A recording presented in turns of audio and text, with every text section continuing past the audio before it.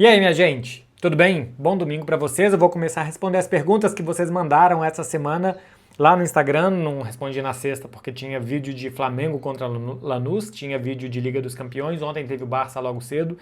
E depois eu comentei Novo Horizontino e Corinthians pelo Campeonato Paulista. Então hoje estou fazendo aqui esse vídeo.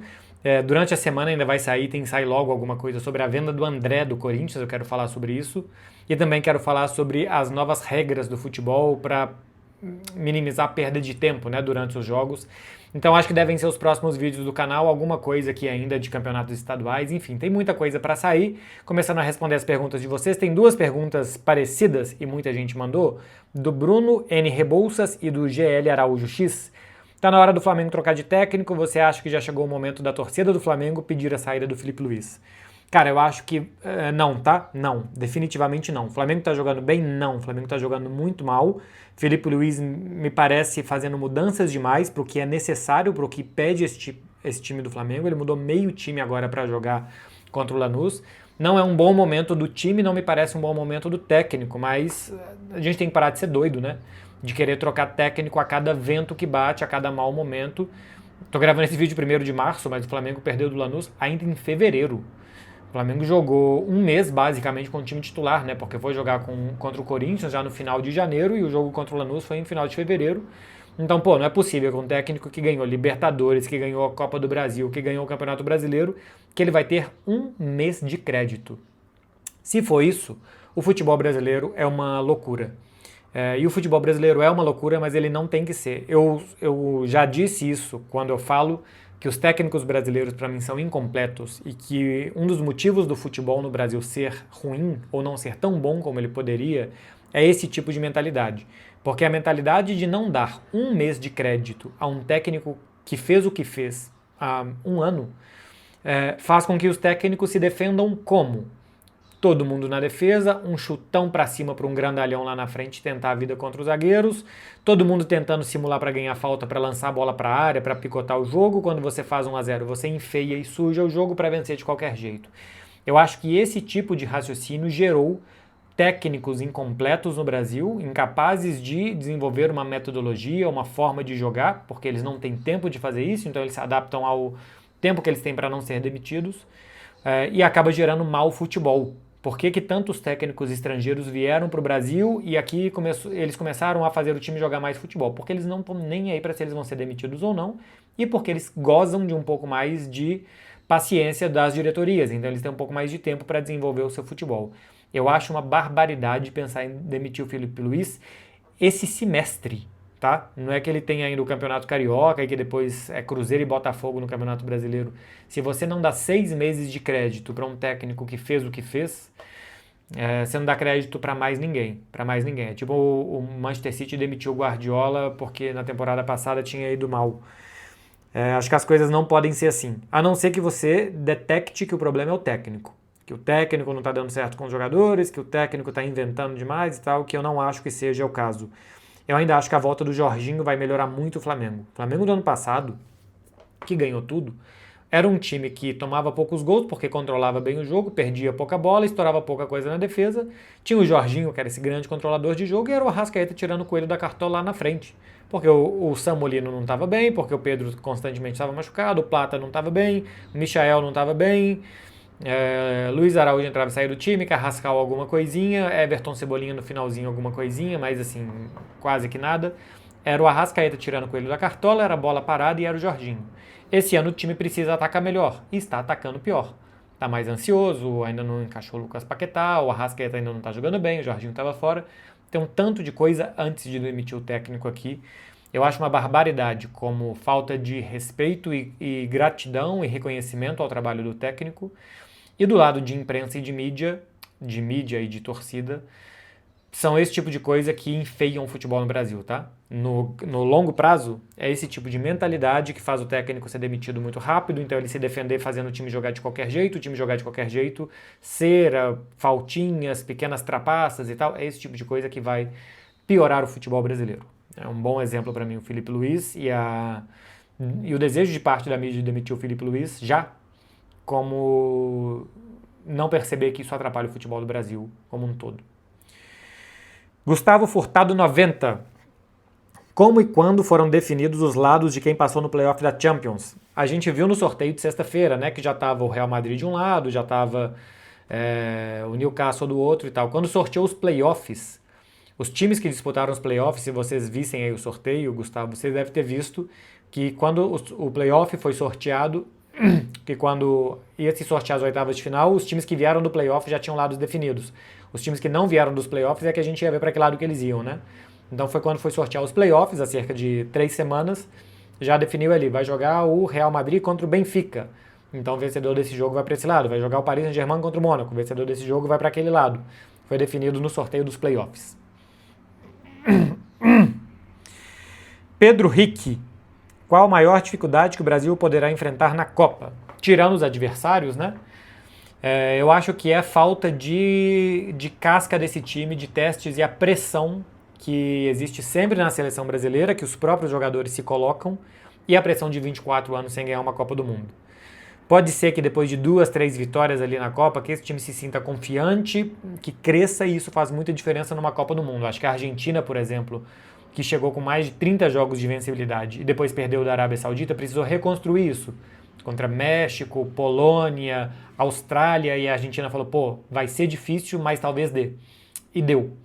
Então acho que a Copa do Mundo, muitas coisas acontecem em pouco tempo. Uma vitória, uma substituição, um jogador que entra no time é o encaixe ali para aquele mês. E a dificuldade do Brasil tudo é muito superlativo no Brasil, tudo é grande demais. E a pressão interna e externa é muito grande. Eu acho que isso é a maior dificuldade que o time pode enfrentar. De resto, tem bom elenco, não tem um único jogador que se machuca, a gente fala, fodeu, não tem. Acho que não tem nenhum jogador no Brasil que é insubstituível, o grupo é parecido, não tem um nota 10, mas tem muitos nota 8, 8,5 no Brasil, que eu acho bastante bom.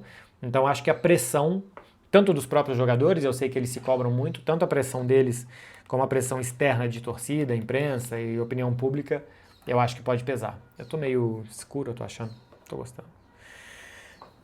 Subir a luz aqui. Rafa LM14. O que você mais gosta e não gosta no futebol brasileiro e no europeu? Bom, no brasileiro, acho que está bastante claro já assim, as coisas que eu não gosto, né? Eu tô quase que numa cruzada contra as pequenas paralisações, as simulações, o que o Neymar fez outro dia contra o Thiago Mendes, né, do Vasco, fingindo que tomou uma cabeçada, é um absurdo. O Neymar jogou muito bem contra o Vasco, tá assim, sobre o jogo dele só elogios.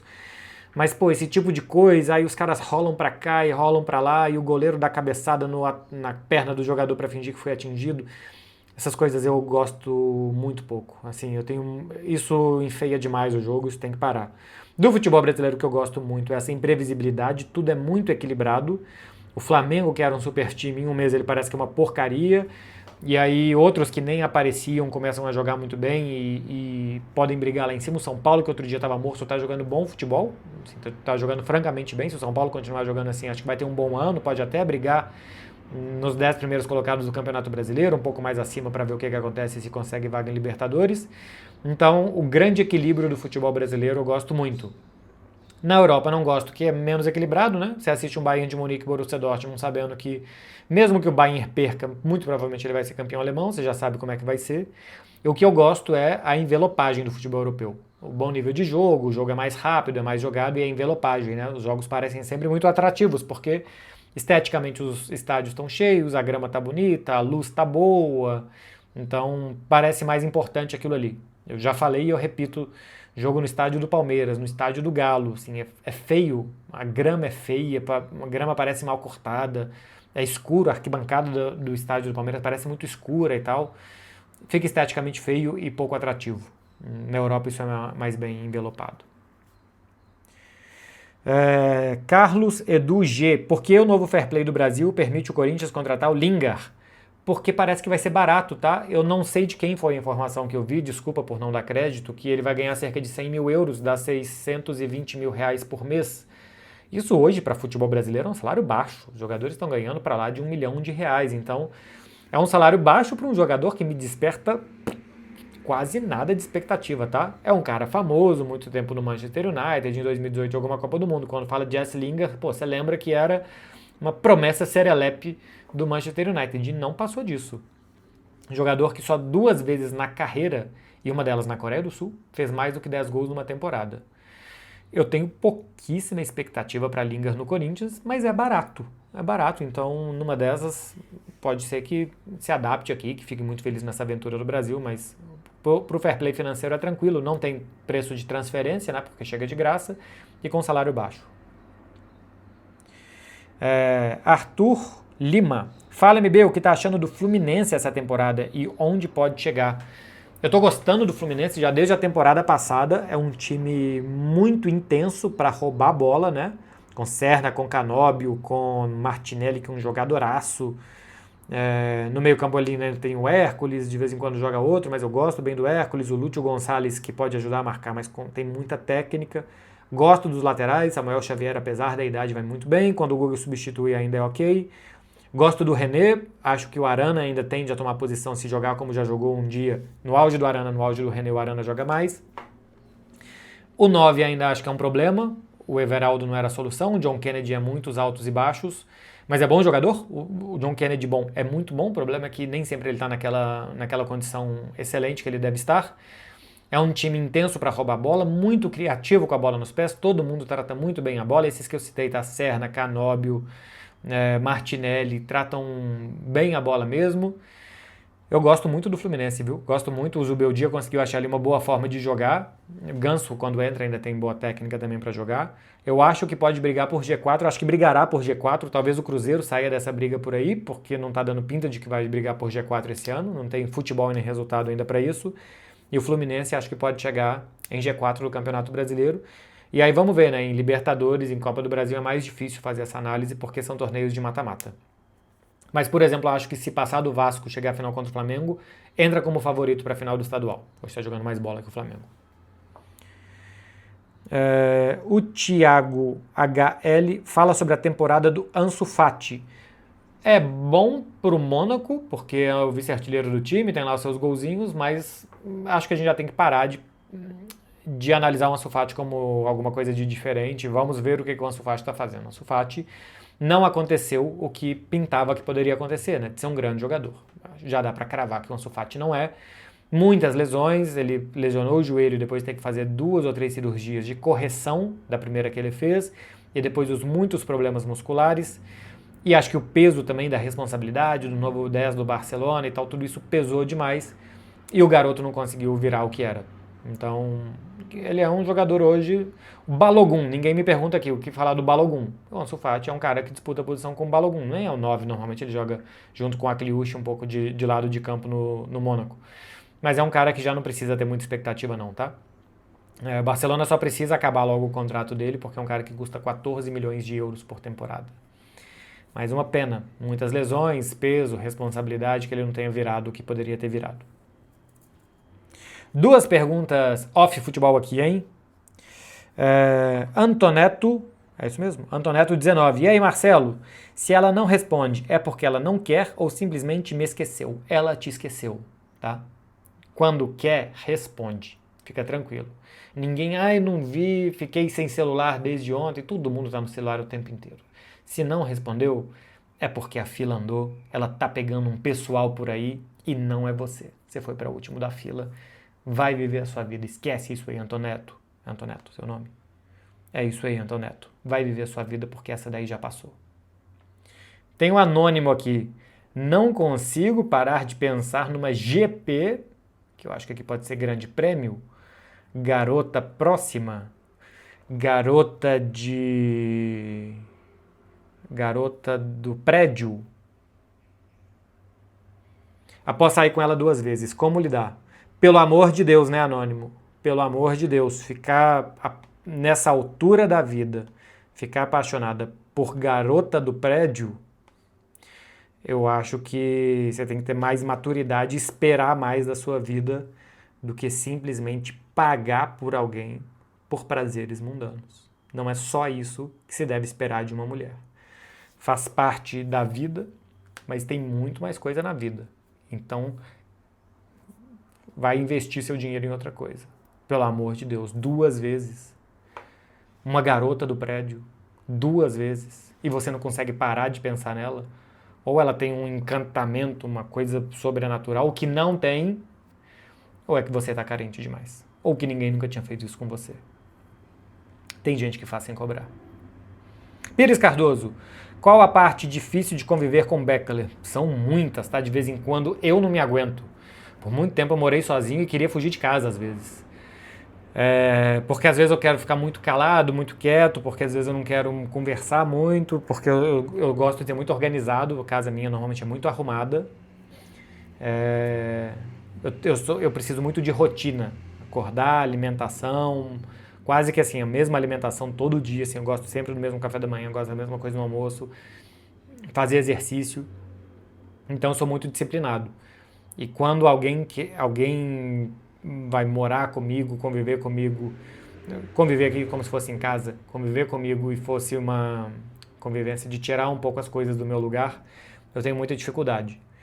Convivência de dia a dia acho que é mais tranquila, porque aí no dia a dia com as pessoas de trabalho e tal, não sei o que, acho que eu consigo ser mais, entender o que precisa fazer naquele momento ali, né, para manter uma boa convivência, ser simpático e tal com o pessoal, mas a convivência pessoal que é mais difícil. Eu de vez em quando não me aguento, mas acho que eu arrumei uma forma de me organizar.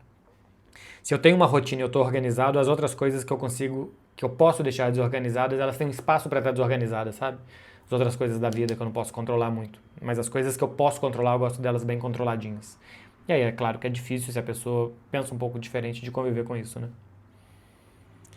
Caio Lazarim, não me adaptei no CrossFit. Pensando em fazer Hyrox, o que acha? Eu tenho feito Hyrox na academia uma vez por semana só, porque não é um treino, a não ser que você queira performance, né, que você queira treinar Hyrox, não é um treino para fazer toda hora. Não é um treino para crescer músculo e não é um bom treino de queima de gordura também, porque, segundo eu estudei, você gera um estresse muito grande do corpo, então você trabalha em uma zona de intensidade muito alta, o que não é muito consistente de você trabalhar sempre nessa zona de intensidade muito alta.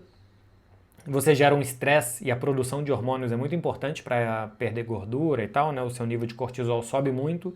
Você tem uma recuperação muscular pior para no outro dia fazer ou um outro Hyrox ou fazer um treino de força, uma musculação, alguma coisa assim. Eu faço uma vez por semana porque é mais divertido, por assim dizer, né? É mais intenso, mais rápido, você sai com aquela boa sensação de esgotamento e mantém um bom preparo cardiovascular, né? Porque realmente exige bastante. Então eu faço uma vez por semana para revezar treino, para não enjoar de ficar puxando peso todo dia. Revezar treino, fazer alguma coisa de diferente, dar um bom preparo cardiovascular, dar um bom preparo físico. Mas eu não acho que seja... Não sei qual que é o seu objetivo, Caio Lazarim. Mas se o seu objetivo for ganhar músculo, não é o Hyrox que tende a te dar. Se o objetivo for perder gordura, não dá para fazer Hyrox 4 vezes por semana e perder músculo, porque não é nem naquela zona cardíaca de frequência que você deve trabalhar para isso, né? Você tem que trabalhar mais moderado para gastar mais gordura. Então, só se o objetivo é quero me exercitar, não gosto de musculação, gosto disso. Beleza, eu sou 100% a favor que as pessoas façam a atividade física que elas gostam. Ah, mas essa daqui é melhor, não sei o quê. Você vai fazer qual que é melhor? Não, não vou fazer porque eu não gosto. Você gosta dessa aqui que não é tão boa? Adoro. Então faz essa daqui que não é tão boa, pô. Porque o importante é fazer coisa. Nem que seja caminhada. O importante é se movimentar e não ficar parado. Então, se você gostar, excelente. Se você tem objetivos e gosta de outra coisa, pô, dá uma estudada no que fazer pro seu objetivo e o Hyrox dificilmente vai estar no objetivo ou de ganho de massa ou de perda de gordura, que é o mais normal que as pessoas querem, né? Mas eu gosto. Eu acho divertido fazer. Meia horinha. Eu não faço o Hyrox tradicional, né? Que tem ali uma distância certa de remo, de corrida e tal. Eu faço um adaptado na academia, mas eu gosto. ADM Eduardo Freitas. Você tinha o desejo de ser famoso ou a fama foi uma grata surpresa? Eu não tinha desejo e nem foi grata. Foi surpresa. Mas eu não acho que eu sou famoso. Eu sou conhecido em ambientes muito específicos, né? Eu sei que quando eu vou num ambiente de futebol, dependendo da faixa etária das pessoas, que elas me conhecem. Aí tem mais chance de eu ser conhecido. Mas eu sei que se eu vou dependendo das pessoas que eu tô, eu sei que ali ninguém vai me conhecer. Então isso não é uma pessoa famosa. Mas nunca foi meu objetivo. Se eu quisesse ser famoso, se eu quisesse fazer coisas para ser famoso, coisa para viralizar, puxar muitas coisas para mim, seria moleza. Daria para ter muito mais seguidores, esse tipo de coisa, porque eu não sou. Eu não sou influencer, sou nada disso, sou um jornalista. E eu gosto muito que as pessoas me sigam porque aparentemente elas estão gostando. Só por isso. Mas eu nem faço o que as pessoas querem que eu faça. Todos os dias esse ano eu tenho recebido vídeo, mensagem, faz vídeo sobre o Tite no Cruzeiro. Pô, não vou fazer vídeo sobre o Tite no Cruzeiro todo dia porque eu acho que tá igual à última vez que eu falei. Que não tá bem, que tá piorando, que não se encontrou e tal. Então, poderia fazer pelos views, pelo bait, para ser conhecido, para ganhar seguidor, poderia, mas eu não quero enganar vocês com essas coisas. Então, meu objetivo não é ser famoso. E ser uma grata surpresa ou não, pô, é legal, né? Que você vá assim, que as pessoas te reconheçam, que conversem com você e tal. De vez em quando, quem tá comigo fica um pouco mais sem graça, fica um pouco mais tímido, e de vez em quando tira também um pouco da sua privacidade.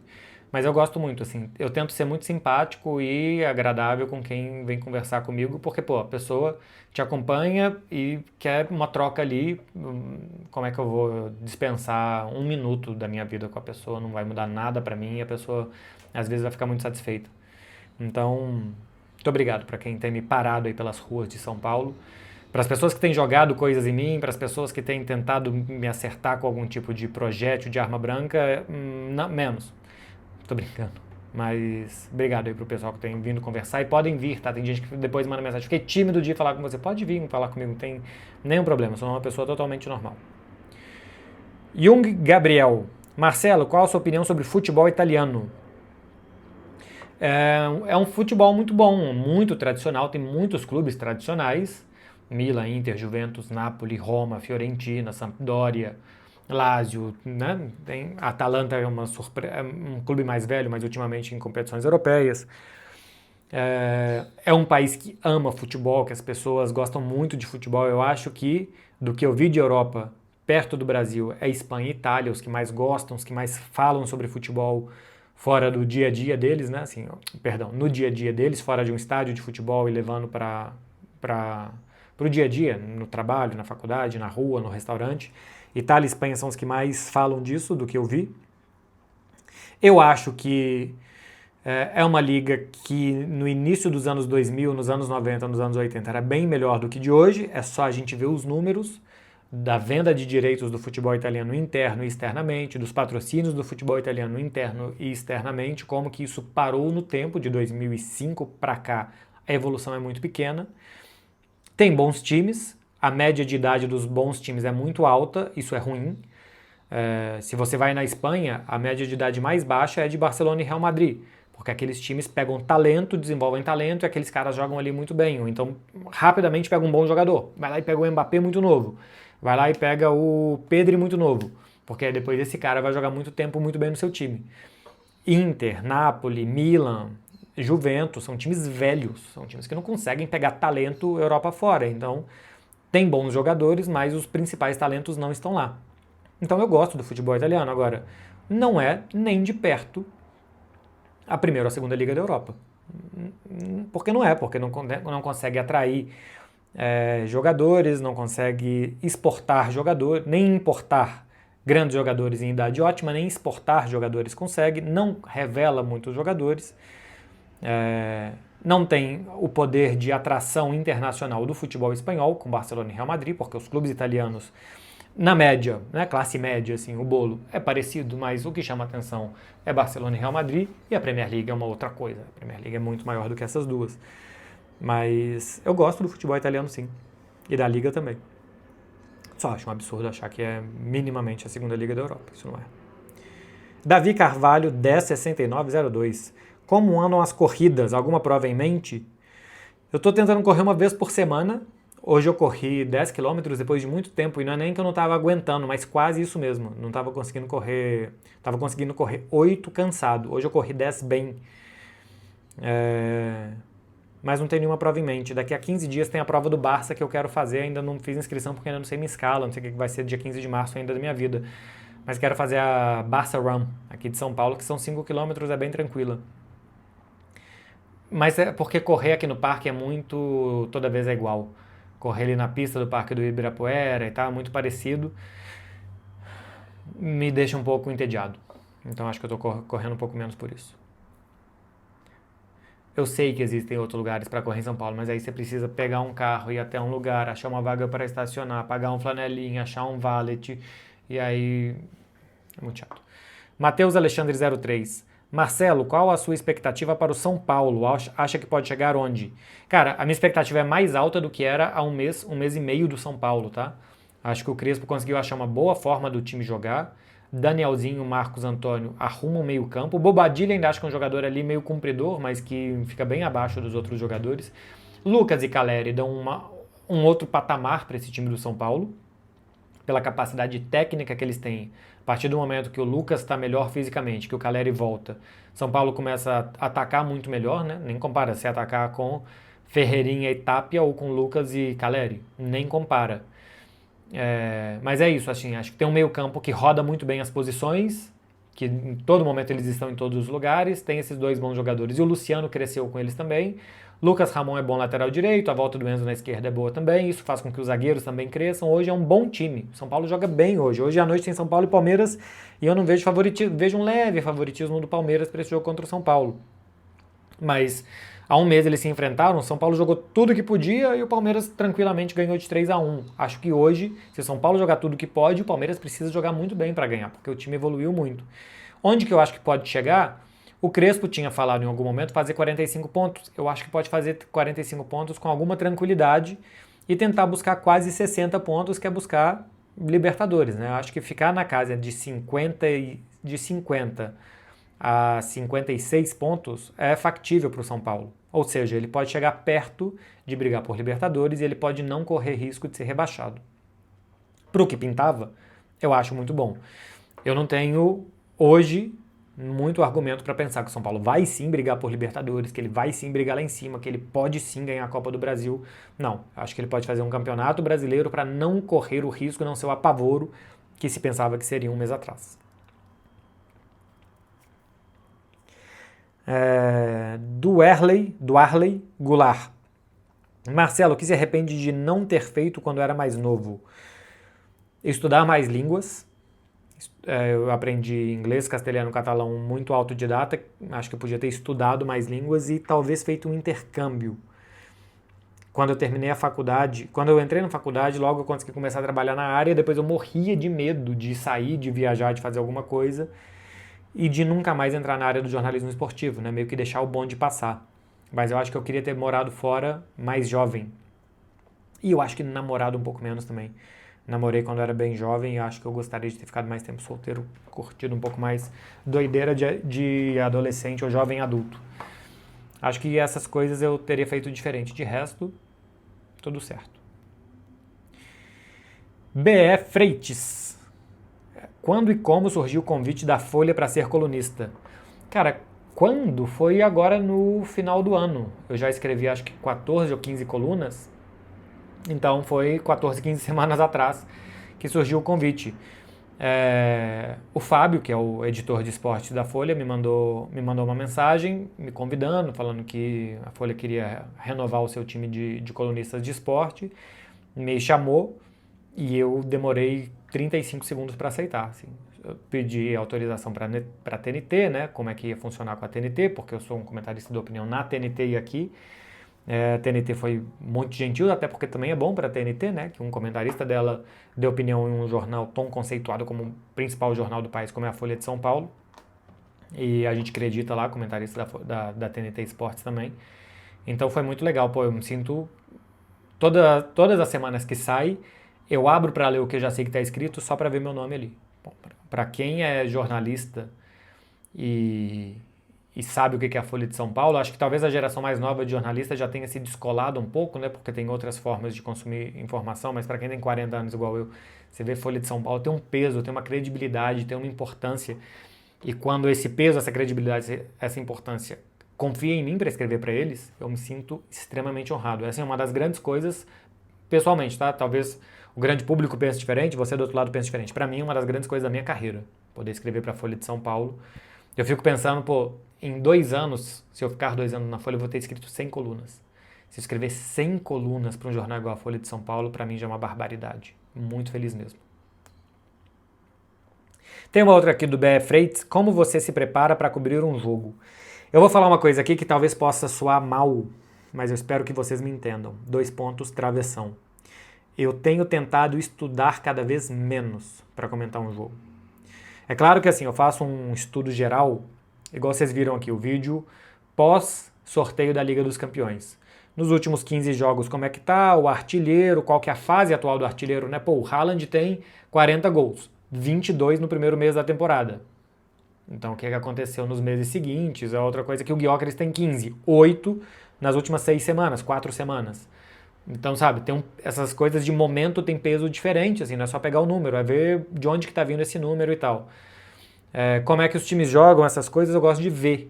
Então, como que eu me preparo para cobrir um jogo? Pô, eu vou comentar Mônaco, Paris Saint-Germain. Assisti os últimos 3, 4 jogos do PSG, assisti o que eu consegui também do Mônaco.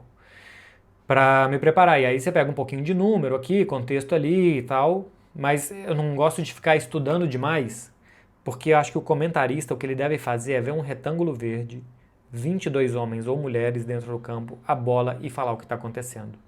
Então eu me preocupo muito mais, claro, assim, saber a característica dos jogadores, o que esperar deles, mas eu me preocupo muito mais em saber por que, que o Paris Saint-Germain está tomando 2 gols todo jogo, como tomou 2 do Mônaco na ida e na volta, onde que estão os erros, por que não está saindo, do que falar que o Paris Saint-Germain em 2007 tinha tomado 2 gols igual agora, sabe, uns números que ficam meio soltos numa transmissão. Eu entendo que talvez tenha gente que gosta tanto de consumir como de fazer, de comentar um jogo assim, eu não. E olha que eu já fiz muito isso, por isso que eu estou estudando cada vez menos, porque antes eu tentava soltar dado informação o tempo inteiro comentando, quando eu comentava na Rádio Globo de São Paulo, entre 2011 e 2015, que eu trabalhei por aqui. Hoje, tem vezes que eu não levo nem notebook, levo nada, eu falo, durante o jogo eu só vou ver o jogo, não vou olhar um número, não vou olhar nada. De vez em quando eu gosto de olhar, ontem eu estava comentando Corinthians Novo Horizontino, acabou o primeiro tempo, falei, pô, o Memphis é o jogador que menos tocou na bola. Não pode que o Memphis toque 12 vezes na bola em 45 minutos. Aí beleza, você usa algum número para explicar que ele está participando pouco. Você pode só falar, olha, o Memphis está participando muito pouco, ele precisa participar mais. Só que quando você, além de falar isso, você também fala, ele é o jogador que menos tocou na bola em campo, dá um peso muito grande para a pouca participação dele, né? Aí outra coisa é entender por que ele está participando pouco, por que a bola não chega, por que ele não sai da área, esse tipo de coisa. Então, eu tenho tentado comentar muito mais sobre o que eu estou vendo do que sobre o que eu estudei antes. O que eu estudei antes só serve para eu falar o que está acontecendo ali. Durante o jogo, vocês dificilmente vão me ver dando uma estatística, uma coisa diferente e tal. Eu gosto de ver o jogo e falar, e normalmente falar na hora. Acabou de acontecer a jogada, olha só, essa bola aí que o Corinthians tentou esticar, o Garro não chegou. Por quê? Porque o Garro não é jogador de velocidade. Por quê? Porque não tem o Yuri Alberto, tá faltando jogador de velocidade nesse time.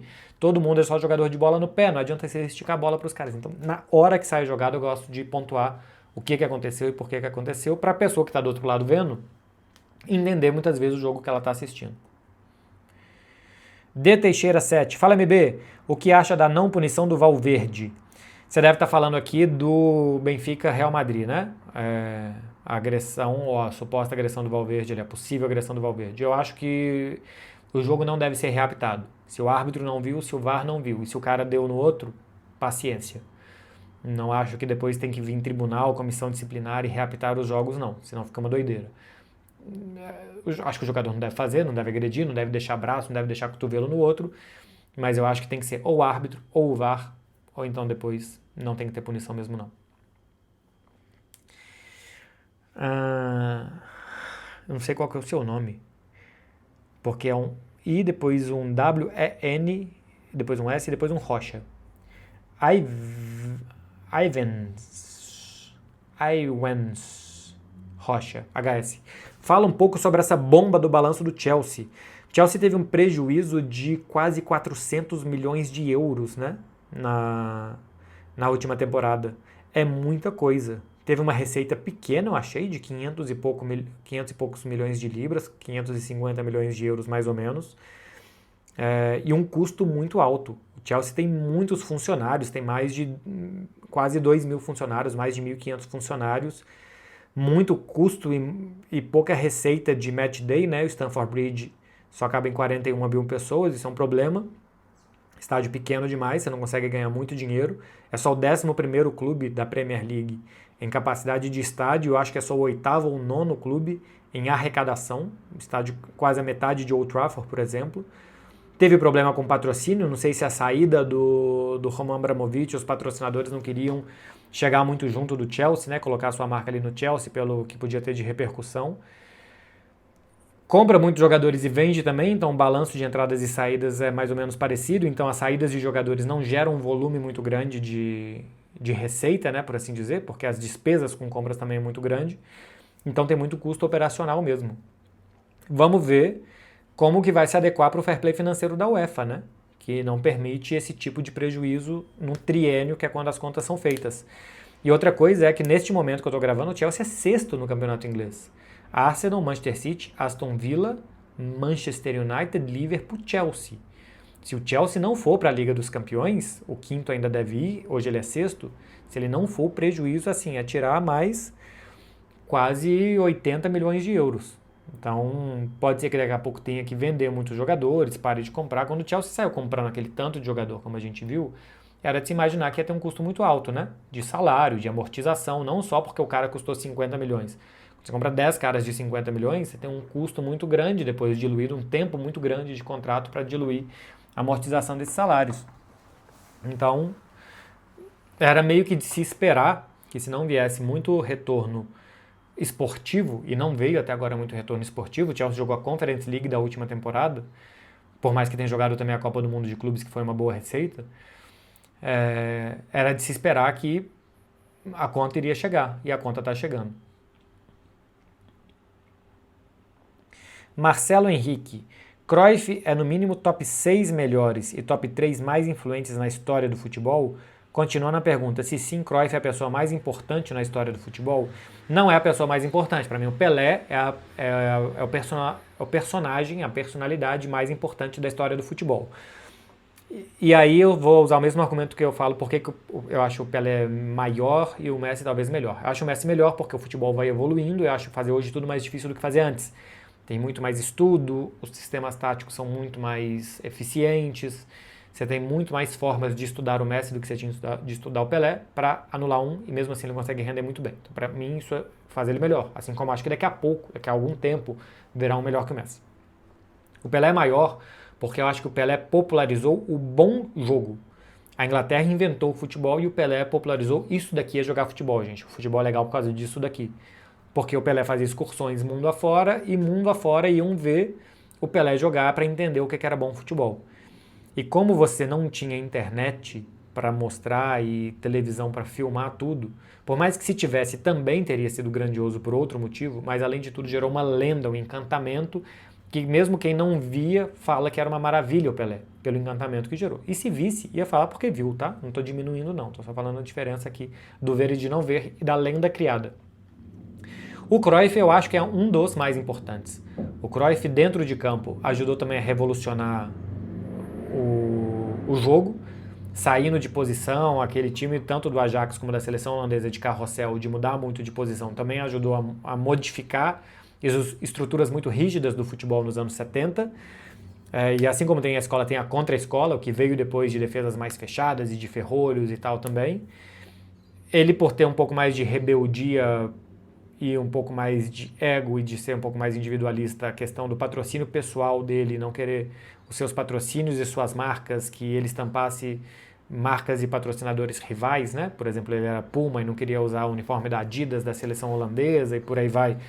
Ajudou também a criar e plantar uma semente de marketing esportivo que praticamente nem existia naquela época, então ele foi um personagem muito importante para que o futebol saísse das quatro linhas e entrasse na vida das pessoas e que o futebol se popularizasse não só, e a roupa esportiva e as marcas esportivas, não só dentro de campo, mas também fora. E depois, como técnico, ele foi um revolucionário, né? De forma de jogar, de espírito de jogo coletivo, desse jogo de posição que hoje o Guardiola, que é seu pupilo, faz tão bem. Então acho que ele é sim um dos top 3 personagens da história do futebol. Se juntar ele como jogador, o que ele fez do ponto de vista de marcas, de marketing e de como técnico, acho que o Cruyff é a top 3 da história do futebol. É a última? É a última. 40 minutinhos, hein? V de Vitão. Precisamos de atualizações do Ramon Beckler. Hábitos, brinquedo favoritos, por favor. Cara, Ramon tá numa fase difícil, porque agora ele é um pré-adolescente, aparentemente. Ele tá completando 5 meses de vida hoje, então, assim, 5 meses já é um cachorro completamente formado. Ele começou a dormir na área de serviço, porque ele acorda muito, muito, muito cedo querendo brincar. E aí tem que sair da cama para brincar com ele, porque ele não sobe na cama, senão ele fica chorando, querendo brincar. Então foi dormir na área de serviço. Foi passear na rua pela primeira vez ontem e hoje já foi até o Parque do Ibirapuera andando. Já consegue andar pela rua sem ter que parar para cheirar todas as folhas, como foi ontem. Todas as folhas que ele vira, ele precisava cheirar e conhecer aquilo ali. Não faz xixi na rua, para não sujar a rua. Ele volta e faz xixi em casa. Acho que ainda está errando um pouco essa lógica aí. Brinquedo favorito, ele tem um pedacinho de pata de boi, que é uma coisa que você dá pro cachorro roer e tal, que ele gosta muito, da patinha de boi dele. Ele gosta também de uma cordinha amarrada, assim, uns fios de corda amarrado, que minha irmã deu pra ele, que ele também gosta muito. Que mais que ele gosta? Minha companheira trouxe pra ele de uma viagem um treco, que sei lá o que é, assim, que morde, faz um barulhinho também, que ele gosta muito, que é meio que de tecido, assim, não é muito de borracha, não. Ele gosta muito de meia também, tá? Ele é chegar desde o primeiro dia, cara, ele gosta de meia. É incrível, a gente chega de academia, tira o tênis para não andar de tênis em casa, ele já vai no pé e fica tentando tirar a meia. Adora meia, limpa, suja, branca, azul, cinza, preta, o negócio dele é meia. Fora isso, acerta 90% do banheiro sempre, aqueles tapetinhos que coloca pela casa, ele é muito bom. Então, é um cachorraço.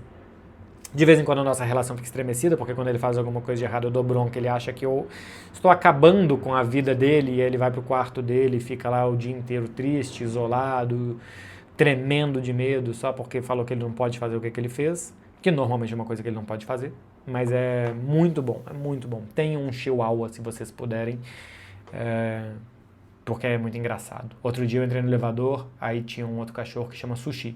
Aí eu falei, vejam só vocês, duas culinárias tão diferentes ocupando um espaço tão pequeno. É isso, meu povo. Vai curtir o dominguinho de vocês. Se você chegou até aqui, se inscreve aí no canal para não perder. Como eu disse, eu quero fazer vídeo sobre arbitragem, sobre Corinthians, alguma coisa de estadual. Terça-feira tem Barcelona Atlético de Madrid. Vai ter muita coisa aqui no canal nos próximos dias. E dá um like se você chegou até aqui para agradecer quem está falando com vocês há quase 45 minutos. Nem água tomei, porque eu trouxe uma garrafinha para cá e ela tá basicamente vazia. Beijo, gente. Bom final de semana, hein? Tchau, tchau.